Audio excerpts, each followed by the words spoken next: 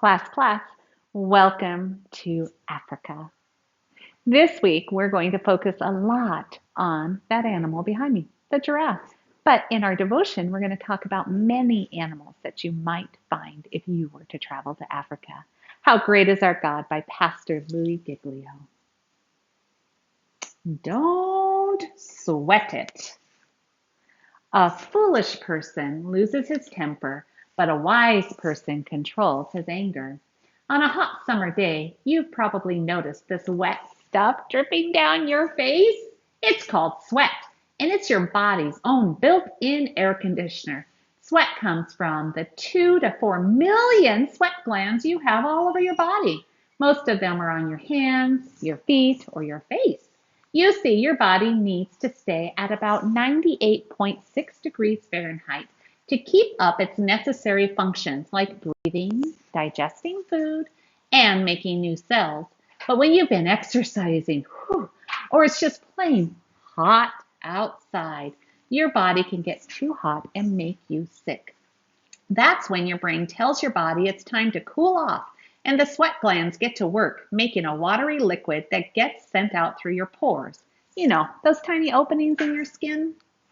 As the sweat evaporates into the air, it cools your skin. Pretty cool, huh? But our bodies aren't the only things that can get too hot. Our tempers can too. It's so easy for little things to make us angry, whether it's knocking over the milk at lunch, dropping the pencil for the 15th time, or getting squirted in the face by the water at the water fountain. But anger doesn't fix the problem. It usually makes it much worse. What can you do to cool off? Take a deep breath, say a little prayer, ask God to cool your temper, and simply show you what to do next.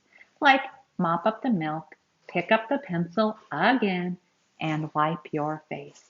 Learning to let God help you cool during the little stuff makes it easier to keep your cool when the big things come around. And then look at this animal. Do you recognize it? That's an African animal for sure, isn't it? Want to hear something crazy? Hippos have pink sweat. Special glands in their skin put out an oily reddish pink liquid that is sometimes called blood sweat.